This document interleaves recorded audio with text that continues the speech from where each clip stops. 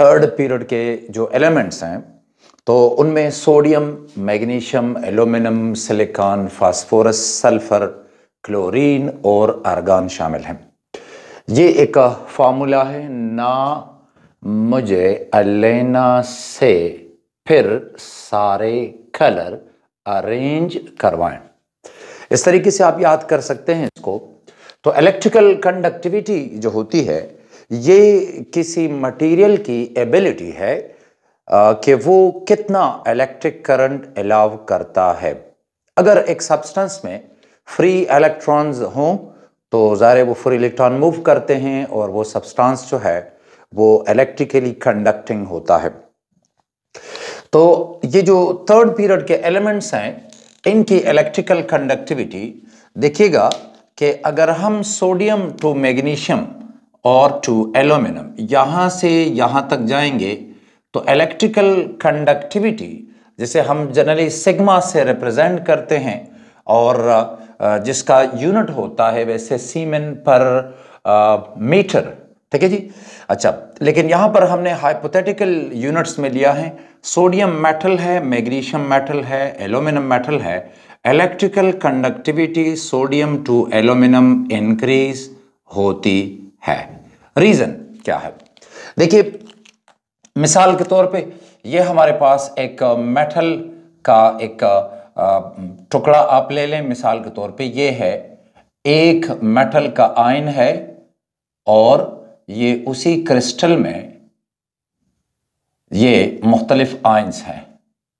तो मैंने बना दिए यहां पर सोडियम जो है तो इसके आखिरी शेल में एक इलेक्ट्रॉन फ्री होता है। सो अगर आप इसको मेटल पीस ले लेते हैं तो यहां पर सोडियम में चूंकि एक इलेक्ट्रॉन फ्री है आखिरी शेल का, ये इलेक्ट्रॉन सी होगा और जब आप वोल्टेज अप्लाई करते हैं तो इलेक्ट्रॉन जो हैं वो फ्लो करते हैं और यही जो फ्लो है दैट इज इलेक्ट्रिकल कंडक्टिविटी।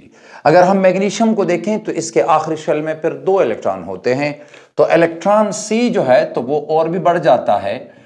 उसकी वजह से मैग्नीशियम थोड़ा सा हार्ड जरूर हो जाएगा लेकिन ज़ाहिर कंडक्टिविटी बढ़ जाती है और ये जो कंडक्टिविटी है एल्यूमिनियम की फिर सबसे ज्यादा है।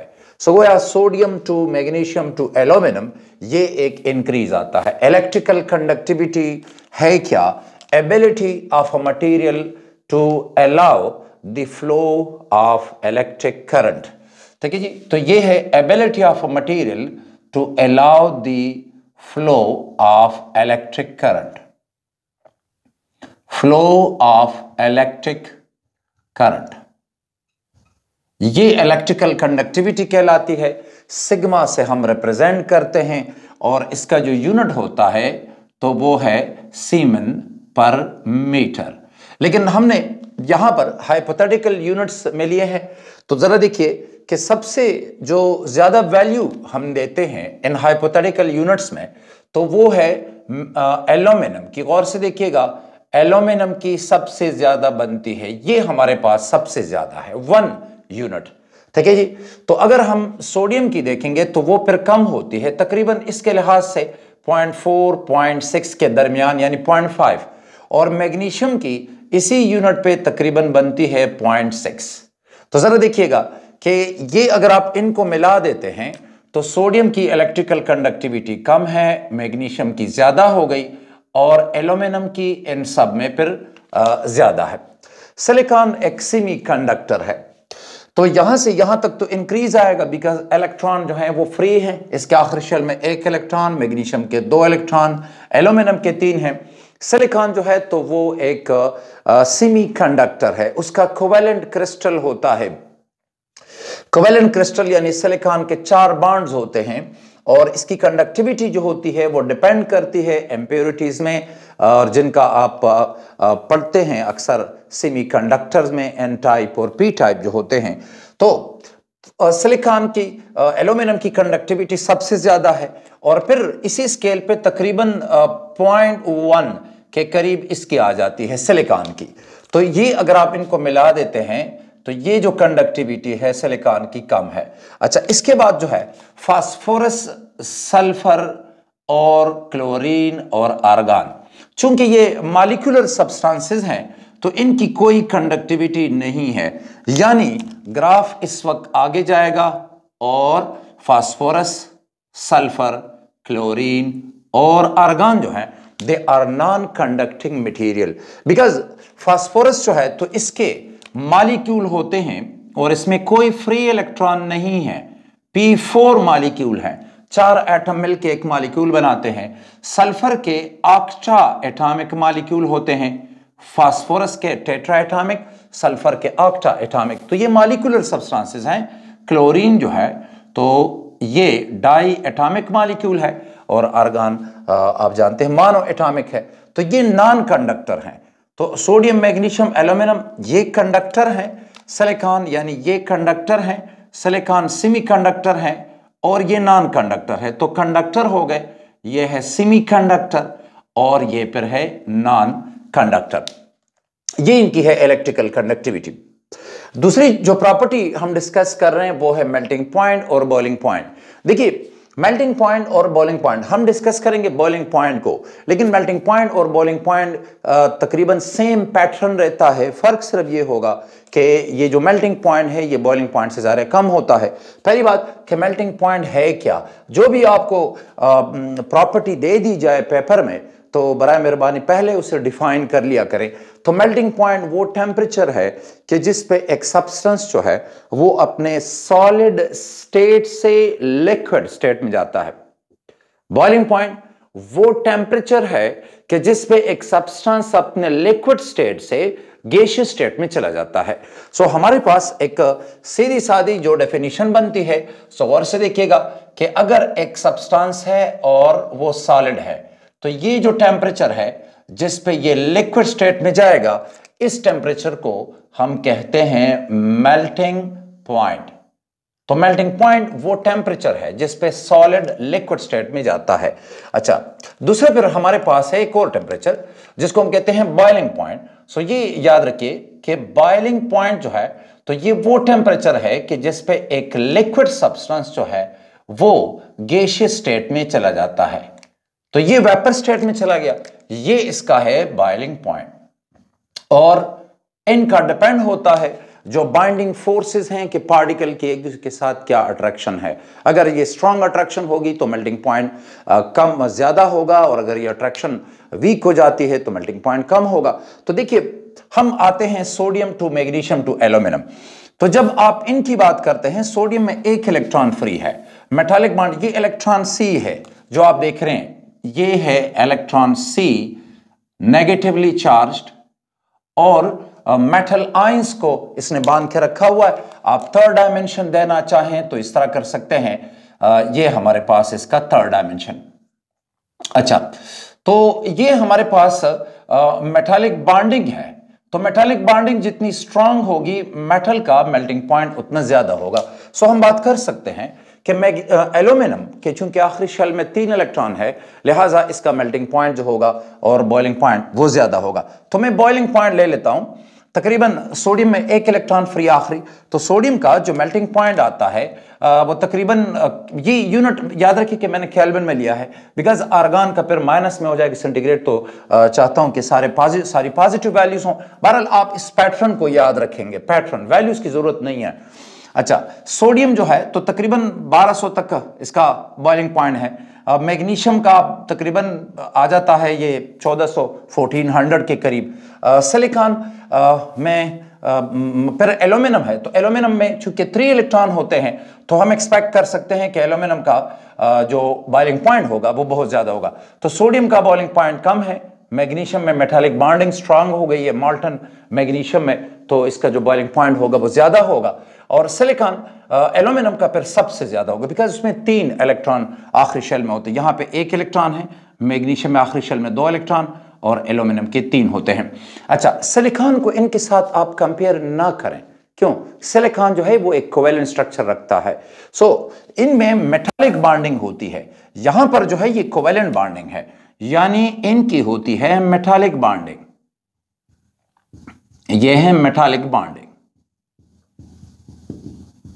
सिलिकॉन जो है तो इसमें होती है कोवेलेंट बॉन्डिंग, कोवेलेंट बॉन्डिंग। अच्छा, और अब इसके बाद जो सिलिकॉन है तो उसका जो बॉइलिंग पॉइंट आता है वो एल्यूमिनियम से ज्यादा है, लेकिन याद रखिएगा कि हम इसको एल्यूमिनियम के साथ कंपेयर नहीं कर रहे हैं, ठीक है जी।